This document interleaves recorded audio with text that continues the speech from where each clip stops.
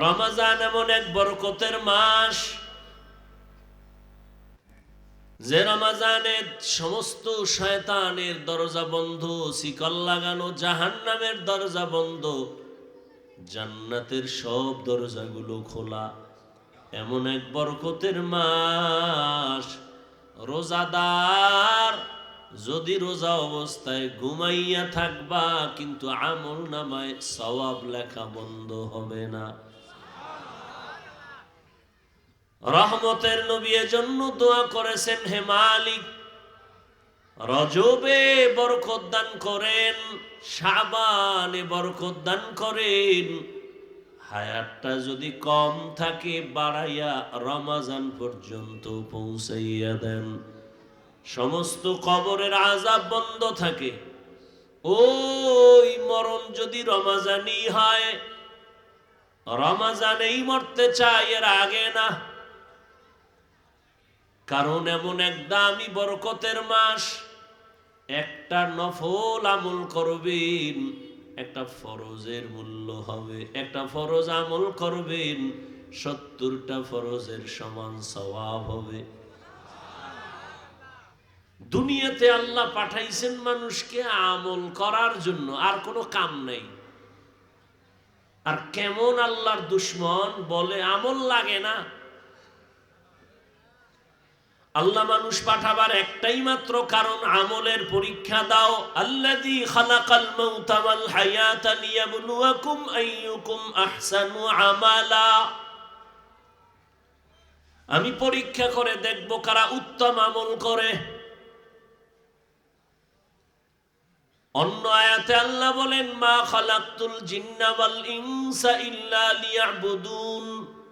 আমি মানুষ ও জিন বানাবার একমাত্র কারণ ইবাদত। ইবাদত মানে কি? ঘুমাইয়া থাকা।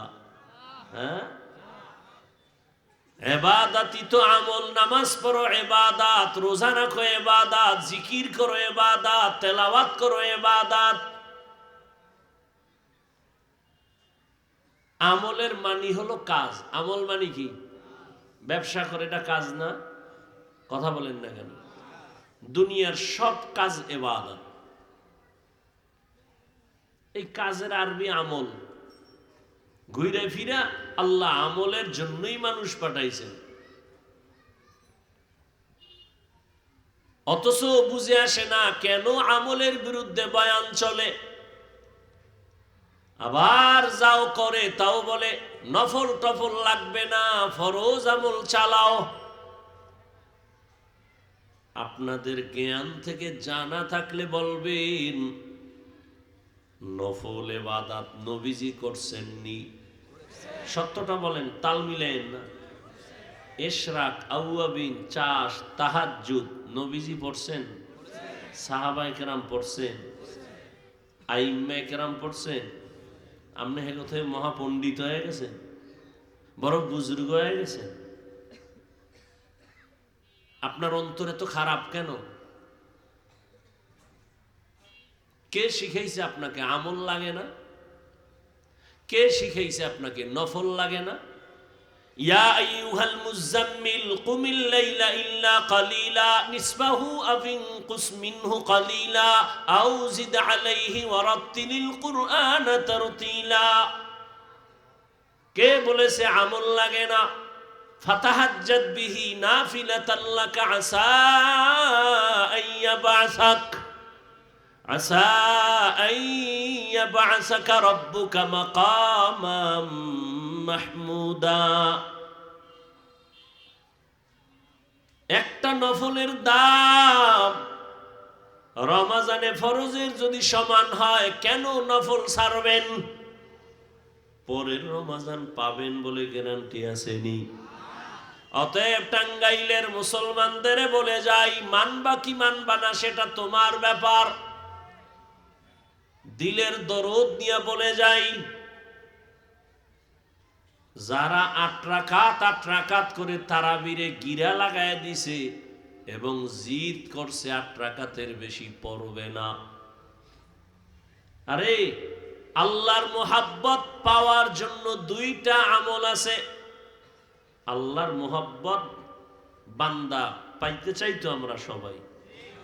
আল্লাহর মোহাব্বত পাওয়ার জন্য দুইটা আমল আছে, দুইটা আমল সব থেকে প্রিয় আল্লাহর কাছে। এটা করলেই আল্লাহ বান্দার প্রতি আকৃষ্ট হয়ে যান, বান্দাকে অনেক বড় দামি বানায় দেন। কয় জিনিস? এক নম্বরে নামাজ, দ্বিতীয় কোরআন শরীফের তেলাওয়াত। হাদিস পড়ো, বুখারী শরীফ পড়ো নাই? কি পড়েছো? জমিনের মধ্যে আল্লাহর কাছে সব থেকে বেশি প্রিয় কারা? ভালো করে শুনে নাও। আল্লাহর প্রিয় বেশি, আল্লাহ এদের ব্যাপারে বলছেন আমার প্রিয় যারা, সর্বোচ্চ প্রিয়। কেমনে বুঝলাম? আল্লাহ কয় এদের সাথে বেদবি করলে আমি আল্লাহ নিজে যুদ্ধ করব। বুখারী শরীফের হাদিস। তা আল্লাহ যুদ্ধের ঘোষণা দিয়েছেন, কতটা কঠিন কথা। কাদের ব্যাপারে? যারা ওলিয়া উলিয়ার বিরোধিতা করে। বুখারীর কথা। যারা ওলিয়া উলিয়ার বিরোধিতা করবে, আল্লাহ স্পষ্ট বলেছেন, রসুল বলে দেন আমি আল্লাহ নিজে রেডি ওর সাথে যুদ্ধ করব। তাহলে পৃথিবীতে আল্লাহর কাছে সব থেকে প্রিয় ওলি আউলিয়া। ওলি এক বচন, আউলিয়া বহু বচন। আর আপনি হেনবে মোসেরে লাম্বা কইরা ফতুয়াগিরি করেন, চায়ের দোকানে মাস্তানি করেন, ওলিয়া উলিয়া মানি না। আর আমি সারা বাংলাদেশে ঘোষণা দিয়েছি, যারা বলবে আমরা ওলিয়া উলিয়া মানি না, এরা কোরআন মানে না, বুখারী মানে না, এরা ভণ্ড। এদের যারা ভণ্ড বলে না তারাও ভণ্ড।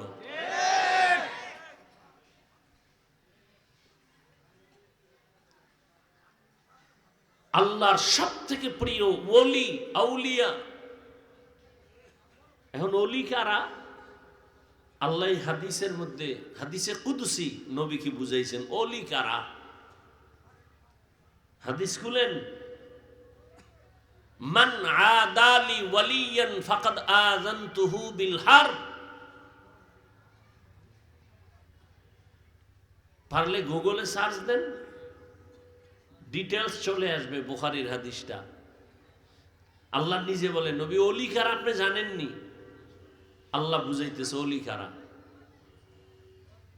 আল্লাহ বলেন ওলি শুধু ফরজ আমল করে না, বেশি বেশি বেশি বেশি বেশি বেশি নফল আমল করে। আর নফল আমল করতে করতে আমি মাওলার মোহাব্বতের নজর যখন লেগে যায়, তখন তাদের অবস্থা স্বাভাবিক থাকে না। তখন তাদের হাত আমি মাওলার কুদরতি হাতে পরিণত হয়ে যায়। তখন তাদের পা আমি আল্লাহর কুদরতি কদমে পরিণত হয়। এত বেশি নফল আমল করে। অতএব যারা তারাবি 8 রাকাত পড়বেন, মান্নত করছেন মরার আগে আর তারাবি অন্তত 8-এর বেশি পড়বেন না। আপনার সাথে কোনো ঝগড়া নাই, বেয়াদবি ক্ষমা চাই, কিন্তু আল্লাহ বিবেক দিছে, বিবেকের কাছে একটা কথা রেখে যাই, হেদায়েতের মালিক আল্লাহ, নবীও না, আর আমি কে?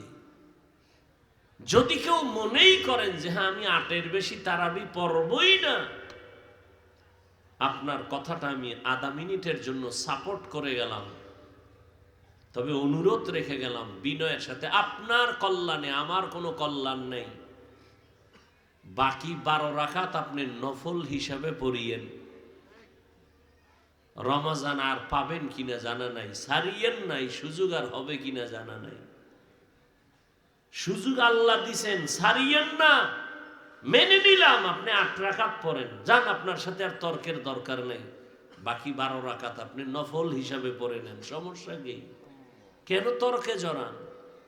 আল্লাহর কাছে কি নিয়ে দাঁড়াবেন? আর সেই 8 রাকাত যদি আপনার অহংকার যুক্ত হইয়া যায়, বাহাদুরি ভাব থাকে আমি 8 রাকাত পড়েছি, তা তো সওয়াব বরবাদ। সওয়াব কি? বরবাদ। এই জন্য অহংকারী না করে আমার অনুরোধ, আমি আপনার ছোট ভাইয়ের মতো যদি মনে করেন, আমি আপনাকে আবদার করে গেলাম আখেরাতের কল্যাণের জন্য। আপনি 8 রাকাত পড়ার পরেও বাকি 12 রাকাত কি হিসাবে পড়বেন? আর দ্বন্দ্ব থাকে? বলেন। এখন শয়তান আপনারে গুতা দিবে, এই তুই নফল হিসাবে পড়লে কি হইব, মানুষে কিন্তু কইবে এই 8 রাকাতওয়ালা 20 হয়ে গেছে। তখন তোর লজ্জা থাকবে কই? বাস এক শয়তানে ধাক্কা দিয়ে কপাল পুইরা ফেলাইবে। মানে ইবাদত তো হইছে মানুষের জন্য, আল্লাহর জন্য তো কেউ করে না। যাকাত দিবে মানুষের দেখাইয়া, সদকায়ে ফিতির দিবে দেখাইয়া, দান করে দেখাইয়া, নাম না কইলে মেজাজ গরম হয়ে যায়। তা আল্লাহর জন্য আছে, সব মানুষকে দেখাবার জন্য। এই জন্য জান্নাত পাওয়া বড় কঠিন। কে বলেছে সহজ? অনেক কঠিন। সহজ হলে জান্নাতের টিকিট হাতে পাইয়া আবু বকর সারা জীবন কাঁদলেন কেন? জবাব দাও। ওমরে ফারুক কান্না করলেন কেন? জান্নাতের টিকিট হাতে পাইয়া। ওসমান রাদিয়াল্লাহু তাআলা আনহু কাঁদলেন কেন সারা জীবন? হযরত আলী কাঁদলেন কেন? সমস্ত নবীরা কাঁদলেন, সাহাবায়ে কেরাম কান্না করলেন, সমস্ত ওলিরা কান্না করলেন। এমন একজন আল্লাহর প্রিয় বান্দা কবরে যান নাই কান্না ছাড়া। দুনিয়াতে মানুষ বানাইয়াই তো শুরু কান্না।